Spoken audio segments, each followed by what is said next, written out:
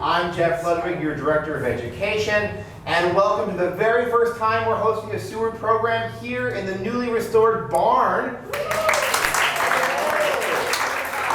how fitting that one of our greats will be the first to kick us off. We're so delighted to welcome you here. We are still learning a little bit about this space, new toys, new technology, how the AV is going to work. Hopefully we can project. We didn't set mics up for today, though Allie is mic for anybody who will be watching this tape. And of course, a little housekeeping. Our restroom is going to be right through here. We want you to be comfortable, enjoy the space. We're learning again the acoustics and everything we need to know about how to do high quality programming in the barn. But of course, you might have come to see this barn for yourself and to learn about its future use here. But more likely, you came because you were intrigued by the premise of today's program titled The Problem with Olive.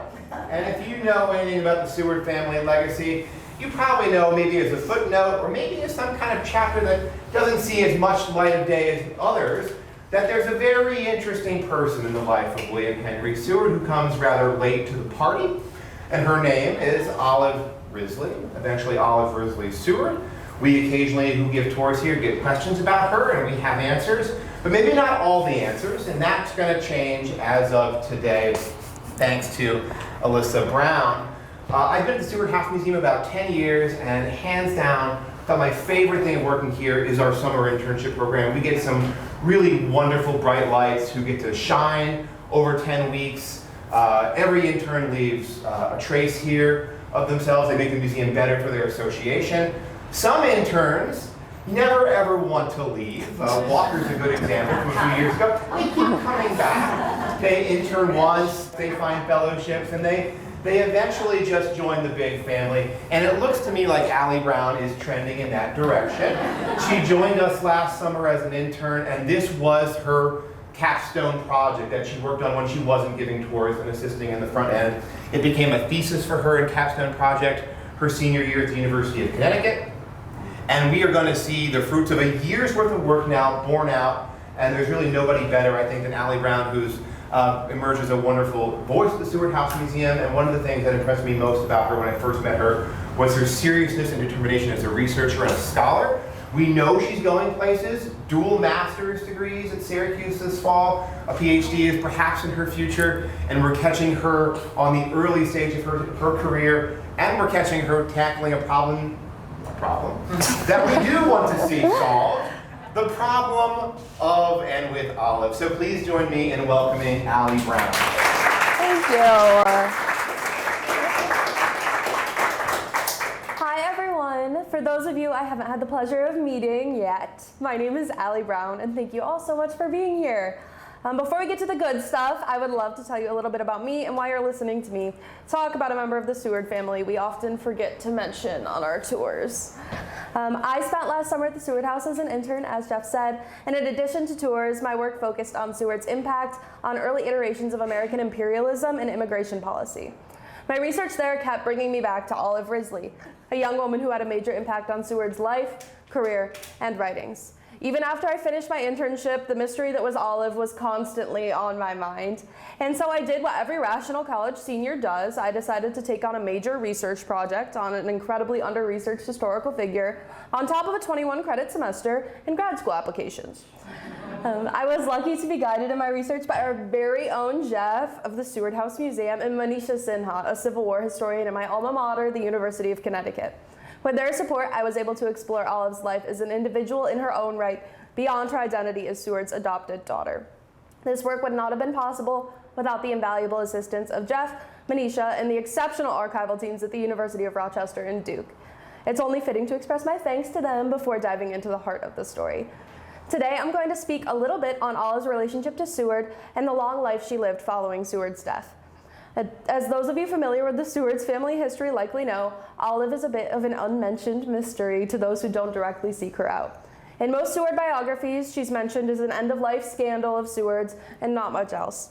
But we see her influence in everything he does from the moment she enters his life in 1865, a defining year for Seward, as many of us know, and she does her own wonderful work for the decades following his death. Olive was born a few miles west of Auburn in the town of Fredonia, New York, now best known for its university. Olive Risley was born on July 15, 1844, the fourth of 5 children and, unfortunately, a daughter. Her father, Hanson A. Risley, was a lawyer from Fredonia, a bustling town full of ambitious men trying to make a big break in their chosen careers, much like Auburn at the time. Hanson Risley, though, came from no humble background. The Risley family can trace their genealogy back to well before their 1633 arrival in the United States. The earliest documented Risleys were English knights, wealthy landowners, and held high posts in the Catholic Church as early as the mid-13th century. Hanson Risley was born in 1814, just 4 years after the incorporation of his home of Chautauqua County, the westernmost county in the state of New York. Chautauqua County was the perfect symbol for the nation at the time of Hanson Risley's birth, a budding town full of young upstarts nervous to push the boundary just a bit further west. Hanson Risley's father, Elijah, was born into a well-off family credited with the founding of the city of Hartford, Connecticut. But immediately after preparatory school, Elijah dared to venture west in search of further opportunity. Like many of Chautauqua County's earliest residents, Elijah had inherited land tracts given as payment to Revolutionary War veterans. And this land, of course, was seized in the Clinton-Sullivan campaign, which burned thousands of acres of farmland and displaced thousands of Native Americans, killing thousands more. By Hanson's 11th birthday, his father was the sheriff of this county. Elijah's position in the world afforded Hanson an education similar to his own, but Elijah did not sacrifice his own position for his son's. Elijah was elected to the 31st Congress in 1849 and served from March 4th, 1849 until March 3rd, 1851. A Whig, like the majority of the residents of his chosen home, Elijah was not re-elected in 1850 as his party was crumbling from the inside. Despite his fall from political prowess, Elijah's son, Hanson, managed to create and maintain friendships with people in incredibly prominent political positions. Hanson Risley met William Henry Seward, a then upstart lawyer who would eventually become Abraham Lincoln's Secretary of State, in 1836. After a sore loss in his first gubernatorial bid, Seward was serving as an agent for the Holland Land Company, a major Dutch investment firm that purchased over 3 million acres of land in the early 1790s. Seward spent time in Hanson Risley's home of Chautauqua County, investigating on behalf of the Holland Land Company, and the two young, accomplished men naturally became good friends. Both were attempting to climb up the political and social ladders in their own right, but Hanson had a bit more security than William due to his father's position in society. While in Chautauqua County, Seward served as a liaison between the Holland Land Company and its customers, closing up shop in 1836 after customers were comfortable in their new homes. In the years that passed between their initial meeting and their later reacquaintance in Washington, both Hanson Risley and William Henry Seward's careers had grown in ways that neither could have foreseen back in 1835. Their lives, rich with political intrigue and personal ambition, had intertwined through pivotal moments in the nation's history. Yet, the most pivotal turning point in our story unfolded in 1844. When Olive was born in July of 1844, life for a young girl was not exactly intellectually stimulating, especially in rural Western New York. The most exciting event in Fredonia during the adolescence of Olive Risley was the founding of the Fredonia Gas Light Company, America's first natural gas distribution company. Fredonia is considered to be the first town in the United States of America completely lit by natural gas, and the light burning within Olive's growing city mirrored the brightness of the girl herself. From a young age, Olive had a strong interest in learning about the world around her. While she read poetry and learned to cross-stitch and waltz, she also studied Moby Dick, Madame Bovary, and even Uncle Tom's Cabin, despite the controversy over abolition of slavery in her birthplace. Olive spent her teenage years in New York City, where she was able to attend Sunday evening intellectual gatherings hosted in the home of Alice and Phoebe Cary, young and influential poets who inspired Olive's early writings. By 1864, Hanson A. Risley was the supervising special agent for the second agency of the United States Treasury Department under a young James A. Garfield, with Hanson eventually becoming the first solicitor of the Treasury. Hanson's work included major investigations into fraud as a legal advisor within the Treasury Department, giving him a unique insight into the government's innermost workings. During the Civil War, Hanson A. Risley worked as the agent responsible for purchasing products from the insurrectionary states on behalf of the Union. While it may seem relatively inconsequential in the greater scheme of the war, the purchase and disbursement of cotton to the Union relied almost exclusively on the Union and Confederacy coming to agreements that were rare to find, which was a challenge during a time of such conflict. While Hanson worked hard for his job, it's not lost that he benefited from his father's name and position in society to acquire this high-paying position as a supervising special agent within the Treasury Department. While Hanson was busy procuring material goods from the Confederacy for the Union, Olive was just down the street procuring something that would prove to be much more valuable to the family's legacy. Despite the constant threat of war, society in Washington, D.C. during the Civil War was thriving. The Seward family was no exception to the rule. Despite their patriarch's integral involvement with Union government, a rented 3-story brick house in Lafayette Square became the family's base in Washington in early 1861, and quickly became the venue for Seward's famous dinner parties, hosted by his daughter-in-law, Anna. Frederick Seward, the second eldest son, served as Assistant Secretary of State under his father and resided permanently in Washington home with his wife, Anna. William Henry Seward's wife and daughter, Frances and Fanny, lived between the Washington and Auburn homes, so Anna took on the role of the lady of the house. By 1863, Seward's youngest child, Fanny, was spending most of her time in Washington with her father. The letters that she sent back home to Auburn, it becomes clear that while the war waged on, the societal lives of Washington's elite were nothing short of exciting. Fanny writes to her mother of pleasant parties, constant callers, and new friends. Even in Washington, Fanny was her father's shadow, just as her mother had called her in letters to family members 15 years prior. On January 23, 1863, Fanny wrote to her Aunt Lizette about an evening spent at the home of Dr. Wood and his daughter Sarah, who was the same age as Fanny at the time. While Fanny was known to never decline a social invitation, Sarah Wood was the granddaughter of former President Zachary Taylor, and the Wood family was well known for their interesting social circle.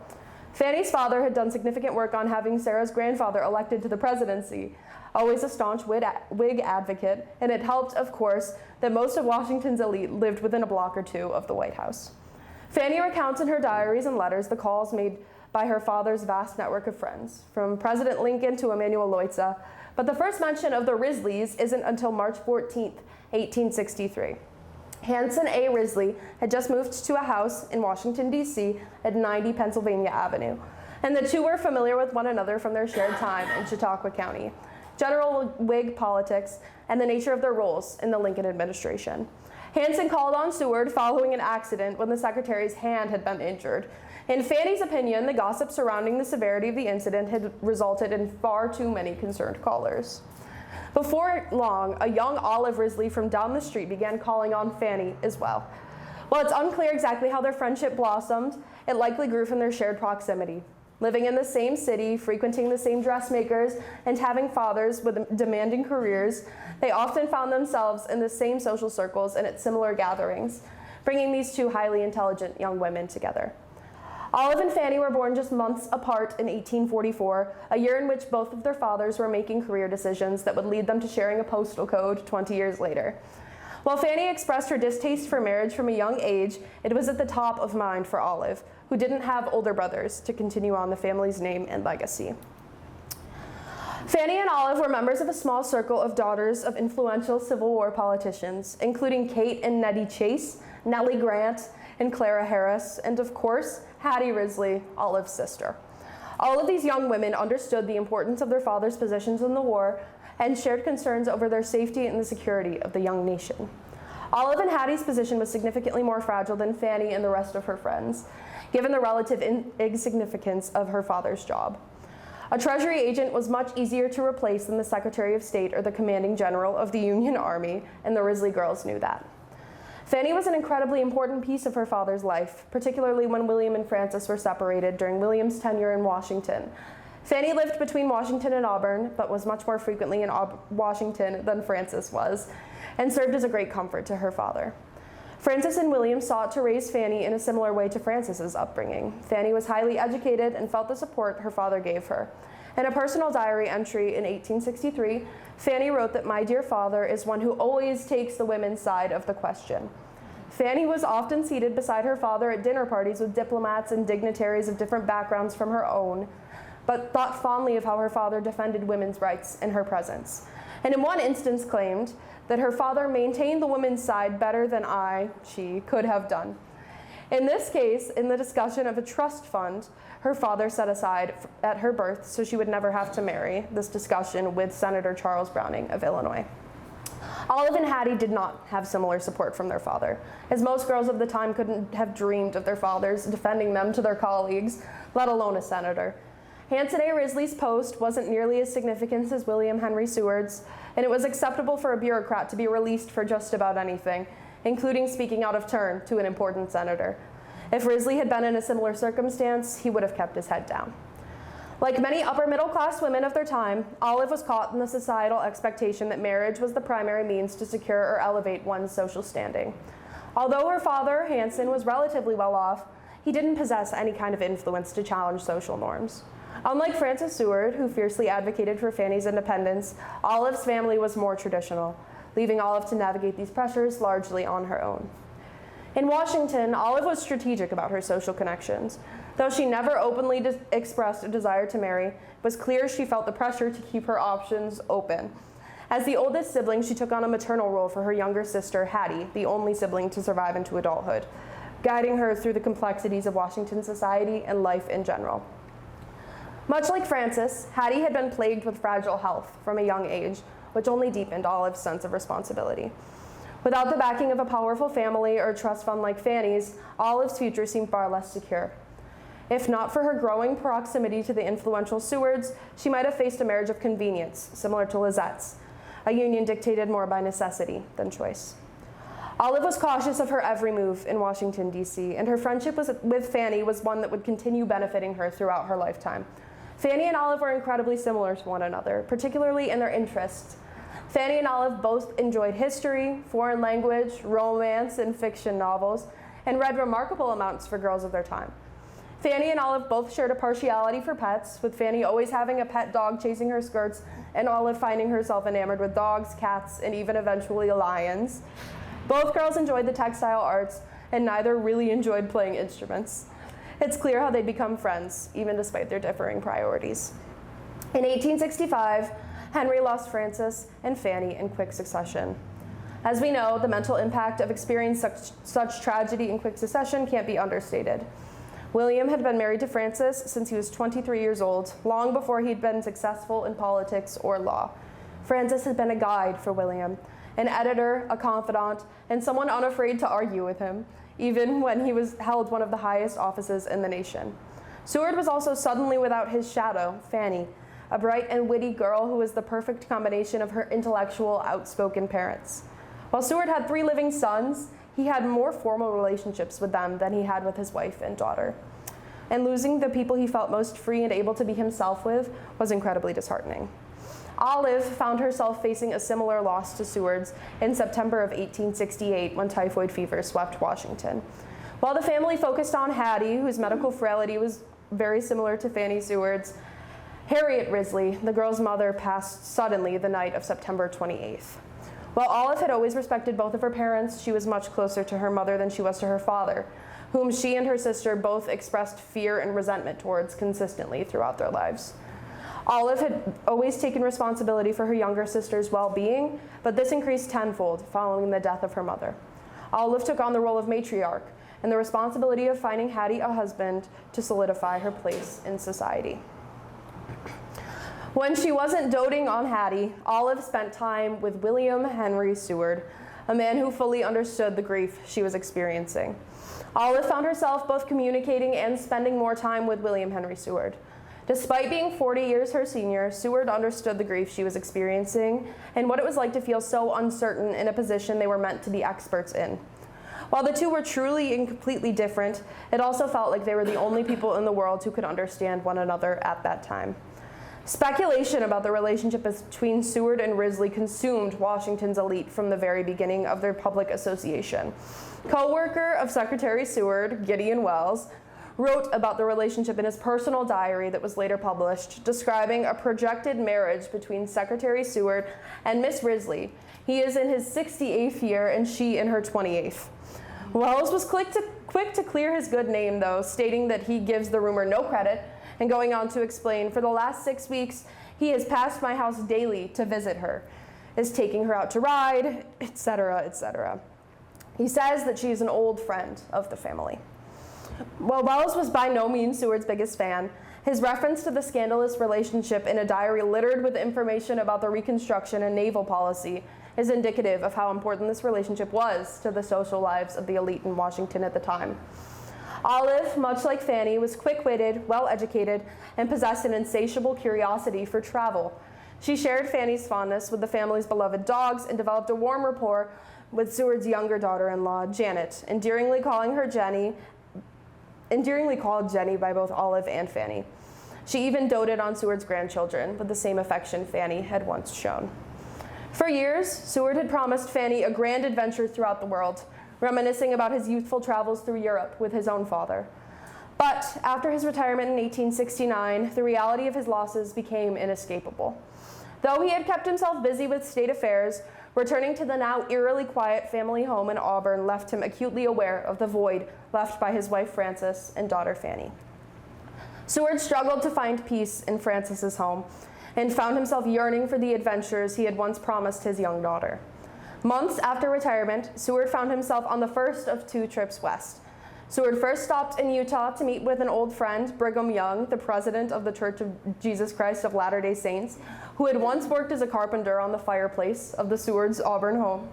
Seward then traveled to the Pacific Northwest territories of Oregon and California before making his way to Alaska to see the territory he had taken quite a bit of heat for purchasing. After Alaska, Seward would travel to Mexico and Cuba before briefly returning home to Auburn. On the first of what would become 2 trips, Seward was accompanied by Hanson A. Risley, Hattie Risley, and of course, Olive Risley. On August 12, 1870, a Richmond Dispatch article announced that Mr. Seward had begun his journey to China via San Francisco, accompanied by Hanson Risley and his 2 daughters, along with a man named George E. Baker and a servant. The daughters, of course, belonged to Risley and not Seward at the time. The 1870 journey marked Seward's second post-retirement venture westward. This time he ventured much further. Joined by Hanson, Hattie, and Olive, Seward made his way to San Francisco, where they were joined by his nephew, George Frederick Seward, then serving as a U.S. ambassador to China, and that nephew's wife. From there, Hanson bid the group farewell, returning home alone, while Seward and the Risley sisters set sail across the Pacific. This departure would ultimately integrate Olive into what would soon become her adoptive family. The group took the long journey to Japan on the steamer China, accompanied by diplomats, missionaries, and Japanese nationals returning home from the United States.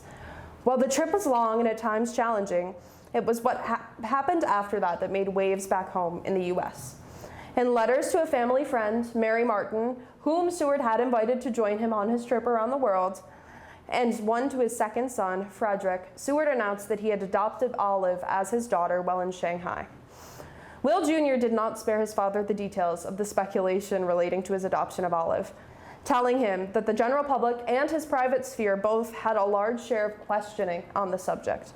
Will Jr. explained that he, his wife Janet, and Lizette Miller Warden, the sister of Seward's late wife, had discussed the topic in detail and knew that it would make Seward Sr. happy, so they all approved. In a time where much of the nation was angry with Seward and his seemingly senseless purchase of Alaska, there was no shortage of gossip around an intercontinental adoption. While in China, Seward made his last will and testaments, which named Olive co-executor of the will along with Will Jr., and gave her a quarter of the estate, aside from the Auburn home, which was split between the 3 living sons. Olive remained with Seward through his return home to Auburn, where she saw to the safe return of her sister, Hattie, to their parents, and then went back to the Auburn home to be with her new family. Throughout the final years of Seward's life, Olive served as the personal secretary to the now former secretary. Most of the surviving letters written during and after Seward's world tour were completely transcribed by Miss Risley-Seward, be they personal or business related. While this was a necessity due to Seward's physical decline after the assassination attempt, it also proves that Olive was truly privy to his every thought. In 1871, Lizette Miller Warden, Seward's sister-in-law, wrote to one of Seward's sons.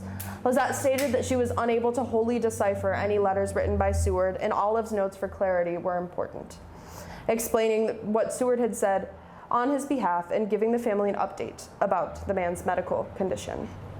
Olive's presence at her adoptive father's writing desk gives significant insight into how present she was in his personal life. Seward's travels are incredibly well documented in a book titled William H. Seward's Travels Around the World, a book notably edited by one Miss Olive Risley-Seward. Seward abandoned his personal memoirs after returning home from his trip, focusing what little time he had left focusing what little time his quickly deteriorating health allowed him on recounting his grand global adventure, with Olive holding the pen.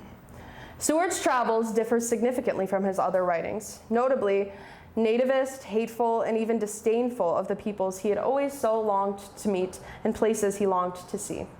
Seward engages in a practice of Orientalist othering that differs significantly from his previous experiences with other cultures. From concubines to slaves, Seward took no issue with the mistreatment of women in other nations either, aside from the constant praise of Olive, who he praised as an example of the perfect woman. Seward condemned practices and people within his travels that not only excluded her from society, but rendered her incapable of it. Eventually, Seward's Travels was published by D. Appleton and Company, based out of New York City. Seward knew of the deal, but did not survive to see its publication. William Henry Seward passed away on October 10, 1872, at 71 years old, at his home in Auburn. At his side were those who mattered most to him: his eldest son, Augustus, third son, William H. Seward, Jr., his wife, Janet, their flock of children, and, of course, Olive. His final words to the family were simple instructions to love one another, Olive, of course, included. The familial love for Olive would become one involving major discourse immediately following Seward's passing, as Olive was placed as the secondary executor of his will rather than either of the other living sons, their wives, or any of their children. While the three sons were given Seward's Auburn home on their own, the remainder of his property and goods were split evenly between his four living children: Augustus, Will Jr., Frederick, and of course, Olive. None of the children ever spoke publicly on their opinions of their new sister or her position as co-executor of their father's will, likely out of respect for his final wish for them to show one another love, but they did speak about it in private correspondences. We can see this in a letter written by Anna Seward, the wife of Seward's second son, Frederick. Anna wrote to her brother-in-law, Augustus, on Christmas Eve, detailing the family's activity to celebrate the holiday.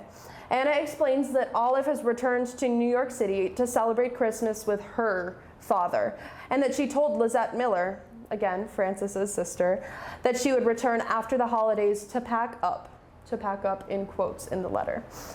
This letter was written just 2 months after Seward's passing, and in it, Anna tells Augustus that Frederick has finally finished his edits on Seward's Travels books. Olive was only welcome in the Auburn home until her work on Seward's book was done. Similarly, the fact that Olive chose to tell Lizette that she would return to pack up rather than Janet, the lady of the house, indicates strife in the relationship between the two. Janet ran the household with a watchful eye, and when in Auburn, Anna made it her business to serve as Janet's right hand. Olive held true to her promise, packing up and returning to her family's home in Washington, D.C., where she continued writing and became one of the founders of the Literary Society of Washington. The Literary Society of Washington was a group made of like-minded men and women who met in one another's homes to enjoy the arts and discuss recently read literature. From its beginning to present day, where it still continues, the Literary has consisted of both male and female members. In 1887, Olive produced her first major work, an account of the negotiation between Seward on behalf of the United States and Denmark over the acquisition of St. Thomas to become a U.S. territory. It stated that St. Thomas would be most beneficial of the Virgin Islands for United States purchase, as it often served for a fueling station for international vessels. Olive wrote of the negotiations prior to the impeachment of President Johnson, claiming that Seward and Lincoln had called in Vice Admiral Porter to consult on the potential purchase of St. Thomas from Denmark. According to Olive, Vice Admiral Porter claimed St. Thomas could be an incredibly important port acquisition for the U.S. Navy and U.S. government as a whole. Olive believed the reason the treaty did not pass was the majority conservative Congress and issues on Denmark's end. This account was highly criticized in the press. Matter of fact, if you Google it now, all you're going to see is the critiques that were published, not Olive's work. With one notable critique by Edward Lill Pierce. Pierce believed that Olive provided no proof for the necessity of the purchase, and the idea that Lincoln, Vice Admiral Porter, and Senator Sumner believed the purchase would be beneficial was simply ridiculous. Olive's work was published by Scribners under the editorial supervision of Edward Burlingame, son of Anson Burlingame of Burlingame-Seward Treaty fame. Even in his death, William Henry Seward's connections helped his adopted daughter to continue advancing in her desired career, the same career that Fanny had wanted. Following the backlash she faced over a diplomatic episode, Olive pivoted away from political commentary and refocused her talents on a project closer to her heart. In 1889, she published her own version of the travels book she had meticulously edited for her adoptive father. This new edition was intended for children, specifically for her sister's young son, whom it's dedicated to. Olive reimagined their shared journey for the world, weaving vivid tales of daring adventures and encounters with unusual flora and fauna of far-off lands. Infused with the same spirit of Seward's original work, Olive's around-the-world stories was clearly inspired by classics like Robinson Crusoe and Gulliver's Travels, which Seward claimed were some of the best books of the time. The book was filled with Seward's characteristic wit and subtle critiques of political violence, but repackaged into an accessible, engaging narrative for young readers, all within a compact 400 pages. It was a testament to Olive's skill in capturing her adoptive father's voice, while carving out a space for her own unique storytelling style. The similarity of Seward and Olive's travels is no coincidence. Olive's edits to her adoptive father's words are indistinguishable between Seward's original and travels. Olive's ability to mimic Seward's writing style is incredibly impressive, and it's obvious that she continued with this pattern for her own writings. Olive would spend the rest of her life writing more children's stories, some even based on her trip with her adoptive father. After she packed up her things following the winter holidays in 1872, the Auburn Sewards heard little from her, and then nothing at all. With the money and resources left to her by her adoptive father, Olive was able to travel, live comfortably, and continue doing what she loved until she passed away on November 27, 1908, at her home in Washington, D.C. Where Frances shaped William Henry Seward's anti-slavery policies and Fanny encouraged his strong convictions within the women's rights movement, Olive shaped his policy too. Far less educated than Frances and Fanny, Olive took pride in what she knew and was likely significantly less open-minded than either of the two most important women in William Henry Seward's life.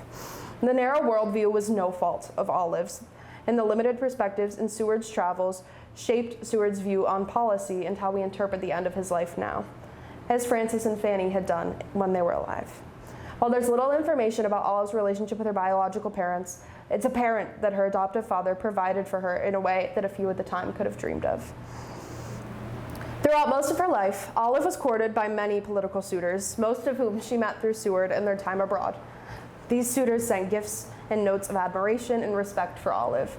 They could have made great partners for a woman trying to find her place in the world, with everyone from Luigi Palma de Cesnola, the first curator of the Metropolitan and a U.S. Medal of Honor recipient, to New York State Secretary of State, to Japanese Viscount Honori Mori, to Secretary of State William M. Edwards, seeking her affections. Still, she did not oblige them. Olive was content to spend her time with her biological sister, reside with her adoptive father, and then travel with the money left to her by Seward, and eventually live alone in Washington, D.C. with a roommate named Sarah Carr Upton, rather than a spouse. Without the burden of marriage of necessity, Olive was able to live peacefully and happily as a writer, philanthropist, and proud aunt to her sister's children, thanks to Seward. While history will always speculate, Olive was a young girl who yearned for a life she knew she would never be afforded. When given the opportunity, she made decisions that not only showed compassion and grace, but allowed her and her sister to experience life in ways they never could have previously imagined. Whether she served as a pseudo-replacement for Seward's wife, or for his child, or for his best friend, or for no one at all, Olive was a companion. She cut his food, wrote his letters, and served as a friend and confidant to the aging man who had suffered enough physical and emotional turmoil for 100 lifetimes. Unfortunately for nosy historians, there is no way of understanding the true nature of the relationship between William Henry and Olive Risley-Seward. Before the family's letters and collections were donated to the University of Rochester, they paid careful attention to the burning of anything that may have been considered too revealing about Olive, as stated by biographer Glendon Van Dusen. I have it on best authority that the letters revealing more clearly the attitudes of the Sewards toward Olive and her father were destroyed by relatives before the Seward papers were given to the University of Rochester. Her signature is on his bills, her name on deeds, her handwriting in the margins of the family's library, but she remains a mystery. The focus on the supposed impropriety of their relationship often overshadowed Olive's significant contributions, reducing her to a figure of gossip rather than recognizing her as a collaborator and intellectual partner in Seward's later years. Where Frances is credited with Seward's turn toward abolition and his children as an inspiration for his work as Secretary of State, Olive is often left in their shadows. While her effects on his policy may not have been overwhelmingly positive, they were significant and should be noted as such. In examining the life of Olive Risley-Seward, we uncover not just the story of a young woman who defied societal expectations, but also a testament to how personal relationships shaped political legacies and continue to do so. Olive's life was marked by the complex navigation of social circles in a time when a woman's worth was often measured by her connections rather than her intellect. Her association with William Henry Seward, a bond that stirred endless speculation, offers a glimpse into how women, even those on the periphery of power, could wield influence in subtle yet significant ways. Olive's relationship with Seward was more than just companionship. It was a partnership that transcended traditional roles.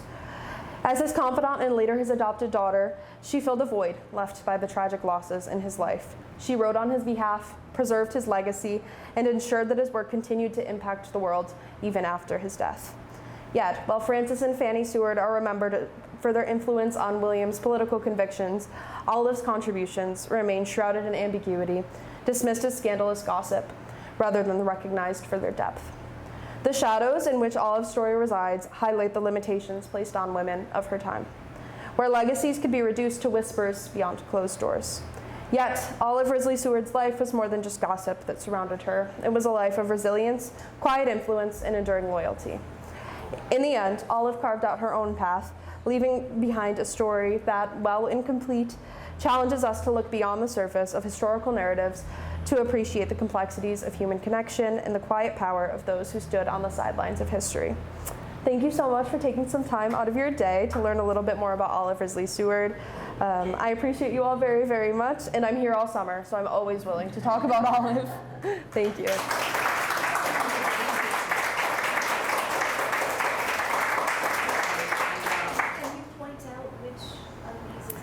Yes, so as Walker discovered, and I guess is now this big mystery with Olive, again, another one, Olive is often confused in photographs for her sister Hattie. They were always together. The one photo we have with Olive and Hattie not together is this one, where she sits on the porch with William Henry Seward and some of Will Jr. and Janet's children. And then Olive is the one seated with the book in this. I think that's the best picture we really have of her.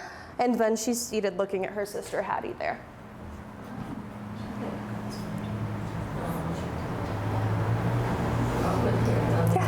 Should we assume that she's not buried up here on Fort Hill? No, she's in Fredonia with her biological family. Yes, yeah. So how old was she when she actually got adopted? She was 28 when she was adopted, and she had one living parent. Did the adoption, was it legitimate, being that it's out of the country? Yes, it was legitimized. They did it when they came back, and I'm pretty sure there's some letters where Will Jr. talks about the paperwork and how concerned he is with that. So. And her father didn't mind, right? No, there's no record of him minding. As I mentioned, he was just a bureaucrat. So his papers are kept at Duke University, and you can read a lot of what he wrote, but there's nothing where he's complaining about the adoption. Allie, did you do any research on her relationship with Sarah and the school in Washington, D.C.? Yeah, so they end up kind of working together for the funding and founding of a Catholic school. She did a lot of philanthropic things in D.C. after Seward passed. She lived for quite a long time after he passed, as we saw. And yeah, there's a little bit of work done there, but it's her and her roommate end up kind of working together to donate a lot of what became the entirety of the funds for this school that was founded in Washington, D.C. And it was a womenmen's school. And Sarah is also buried beside Olive. Yes. Fredonia. Yep. The school in Washington, is now college? No, I think it's still a high school, a private school. Is it still there? The building is still there. There's not really any record of it still being run as it was, but the building itself is there. There's a statue, right, Jeff? That Yes. would be my question now.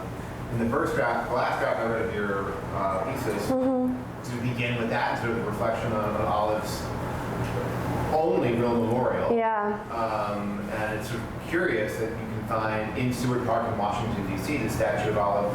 Those seem to come much later. I'm curious, as you were finalizing your thesis, in what ways did you discuss the existence of it? Did you go and visit the Olive statue? I haven't seen it. I would love to. What does it mean? Why is it? Yeah. So the Olive statue in Seward Park in Washington, D.C. isn't really a statue of Olive at all. The man who carved it said that he couldn't find any photographs or portraits of her. So he carved it as kind of the epitome of a Victorian lady. So it's a very simple statue and does not look like Olive, but it is in Seward Park, and it's really the only memorial or recognition she got as his child.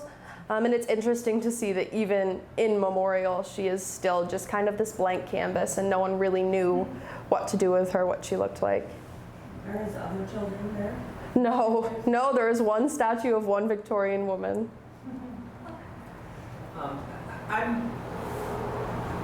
Maybe this is a difficult question to answer, but I'm just puzzled by how much Olive may have actually influenced Seward's thinking. Because it sounds like it's hard to tell from the travel book whose voice it is, whether it's Olive talking or Seward talking. Is there anything in Seward's letters to suggest that as he got older, he took on some of the attitudes that Olive seems to have had and started thinking more like she did? Yeah, not particularly, but we do know that as Seward got older, pretty much immediately following that trip, Olive is the one writing his letters too. So it's kind of hard to find that balance between the two of them. Olive editing the travels book is more like Olive probably wrote most of it and he dictated it. And I mean, she continues working on it after he passes, so it really is kind of her narrative of that trip. It's really difficult to find a distinction between the two, but that's probably because his health was failing so significantly. He wasn't writing his own letters. He wasn't really doing a lot for himself. I mean, Olive was literally like cutting up his food for him on that trip. He was not self-sufficient, and so she kind of took over. And a lot of the public persona we see in travels particularly is Olive. You'll see, if you've ever dug into his autobiography, that was edited by Frederick Seward, and we can see the similarities to Fred's own writings in that as well. So it's really hard to kind of diverge between the two. And she cut off connection with the Seward family after she moved back to Washington? Yes, there's not many letters that still exist. As I mentioned, that one biographer has it on good authority that they were burned. But anytime she is mentioned in letters, it's not kindly, and it kind of comes across as the other children resented her for a reason that probably has a lot to do with the public speculation. I mean, nobody really knew what her relationship was to him, and I'm assuming because she spent so much time with him abroad without the children, they didn't really either. And you said that she was in the will, but not part of the inheritance of the house. Nope, the house, it kind of seems like the house went to Francis's children because it was Francis's home. And then everything else gets split 4 ways, but the boys made the decision on the home. So did Olive reap all the benefits from the book, or was it It was split between all of the kids, yes, yeah. Was that will witnessed by a Freeman, a man named Freeman, when the will was made in China? Was there a man named Freeman that would have been a black man that accompanied him on all of his journeys? Was he one of the witnesses? It's very likely that he was one of the witnesses, but his name isn't explicitly mentioned in any of the documentation around it, but more than likely, yes. Yeah. Now, am I recalling that maybe like 1890s, they open dialogue with Olive, Will does, he wants to buy back property? Is that right? So they would have had at least one more reconnection. Yes. He owned a lot of property here that he wanted, and they had to buy out her interest in a lot of the estate. Yes, that is true. That's where a lot of her money comes from. She doesn't move back to Auburn. Auburn was never really where she resided, aside from those couple of years where she's working on the travels book. But yes, Will Jr. in particular ends up buying land back from Olive that Olive inherited through that estate. And so she did not give it to him, she made him purchase it. But she lived very comfortably in Washington, D.C. So a lot of that money had to come from somewhere, but a lot of it came from that land.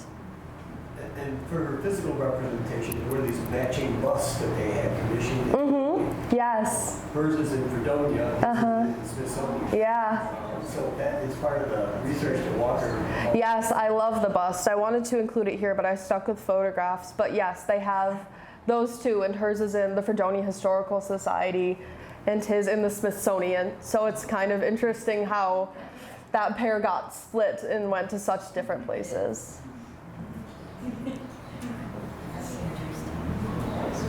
Any other questions? Yes, any other questions? Well, thank you folks so much. How about one more round of